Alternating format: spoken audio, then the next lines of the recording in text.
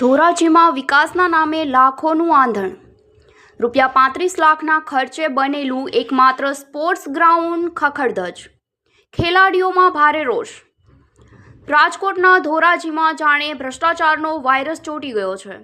અહીં રોડ, રસ્તા કે બ્રિજ હોય, દરેક કામમાં લોલમલોલ ચાલતી હોવાના આક્ષેપો તો થતા જ રહ્યા છે, પરંતુ હવે રમતવીરોના ભવિષ્ય પર પણ ભ્રષ્ટાચારનું ગ્રહણ લાગ્યું છે.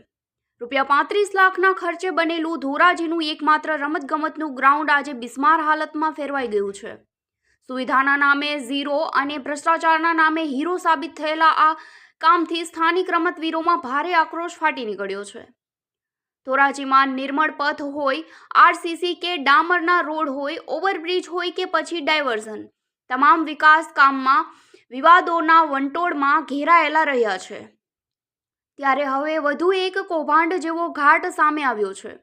ધોરાજીના સ્ટેશન રોડ પર આવેલા ભગતસિંહજી હાઈસ્કૂલના ગ્રાઉન્ડમાં સમગ્ર ધોરાજી વિસ્તારના યુવાનો અને રમતવીરો માટે પ્રેક્ટિસ કરવાનું આ એકમાત્ર સ્થળ છે. અહીં ખો-ખો, વોલીબોલ અને 200 મીટરના રનિંગ ટ્રેક જેવી સુવિધાઓ ઊભી કરવામાં ધોરાજી સ્પોર્ટ ફાઉન્ડેશને રજૂઆત કરી હતી. રજૂઆતોને પગલે R&B વિભાગે ₹35 લાખનું ભંડોળ મંજૂરી કરી કામગીરી પણ કરાવી, પરંતુ અરેરાટીની વાત એ છે કે લાખો રૂપિયાનું આંધણ કર્યા પછી પણ પરિણામ શૂન્ય છે. જે ગ્રાઉન્ડ પર એક સમયે યુવાનોની ધમધમાટ રહેતી, ત્યાં આજે ખાડા અને ખરાબ કામગીરીને કારણે ખેલાડીઓ ઇજાગ્રસ્ત થઈ રહ્યા છે. પરિણામે રમવાનું તો દૂર રહ્યું, પણ આજે આ ગ્રાઉન્ડ પર ચકલુએ ફરકતું નથી. કોન્ટ્રાક્ટર અને અધિકારીઓની મિલીભગતથી નિયમ મુજબ કામ ન થયું હોવાનો ખુલ્લો આક્ષેપ થઈ રહ્યો છે. તંત્ર અને સ્થાનિક ધારાસભ્ય સુધી અનેક રજૂઆતો કરવા છતાં કોઈ સાંભળવા તૈયાર નથી. હવે ધોરાજીના રમતવીરો અને સ્પોર્ટ્સ ફાઉન્ડેશનનો સબરનો બાંધ તૂટ્યો છે. તેમની એક જ માંગ છે કે ભ્રષ્ટ કોન્ટ્રાક્ટર અને બેદરકાર અધિકારીઓ પર તાત્કાલિક કડક પગલાં લેવાય અને રમતવીરોનું આ ગ્રાઉન્ડ સત્વરે યોગ્ય રીતે રિપેર કરવામાં આવે. પત્રકાર રાજુભાઈ બગડાની સાથે નરેશ પટણી, DG ન્યૂઝ, ધોરાજી. મારું નામ આકાશ સોજિત્રા છે, સ્પોર્ટ્સ ફાઉન્ડેશન ધોરાજી પ્રમુખ. ધોરાજીની અંદર આવેલી ભગવતસિંહજી હાઈસ્કૂલની અંદર અમે ટૂંક સમય પહેલા એવી માંગણી કરેલી હતી કે બાળકોના રમતગમત માટેના ગ્રાઉન્ડો બનાવી આપવા. તેમાં સરકારશ્રી દ્વારા ₹35 લાખ મંજૂર કરવામાં આવેલા હતા. તેમાં R&B વિભાગે કામ કરેલું હતું અને R&B વિભાગ દ્વારા ક્યાંક ને ક્યાંક મોટો ભ્રષ્ટાચાર થયેલો હોય તેવું લાગી રહ્યું છે. તો અમે સરકારશ્રીને વિનંતી કરી રહ્યા છીએ કે આ જે ભગવતસિંહજી અંદર ગ્રાઉન્ડ બનાવેલા છે તેમાં 200 મીટરનો ટ્રેક છે, વોલીબોલ ગ્રાઉન્ડ છે, ખોખો ગ્રાઉન્ડ છે અને બાસ્કેટબોલ કોર્ટ છે. તો આની અંદર યોગ્ય ગ્રાઉન્ડો બનાવી આપે, જેથી કરીને બાળકોને ઈજા ન થાય અને બાળકોને કંઈ પણ લાગે તો તેની જવાબદારી કોની? આ ગ્રાઉન્ડ પહેલા કરતાં પણ બિસ્માર હાલતમાં જોવા મળે છે. તેમની સાથોસાથ ક્રિકેટના ખેલાડીઓ અહીં રમવા આવતા તે પણ આવતા બંધ થઈ ગયા છે, કેમ કે પહેલા કરતાં ગ્રાઉન્ડની હાલત ખૂબ જ ગંભીર છે અને આમાં ક્યાંક ને ક્યાંક ભ્રષ્ટાચાર થયેલો હોય એવું અમને લાગી રહ્યું છે. તો અમે સરકારને વિનંતી કરીએ કે ભ્રષ્ટાચારો વિરોધી કોઈ પગલાં લે અને અમારા ગ્રાઉન્ડની મરમ્મત કરે, જેથી કરીને વધુમાં વધુ બાળકોને લાભ મળે. જય હિન્દ, જય ભારત.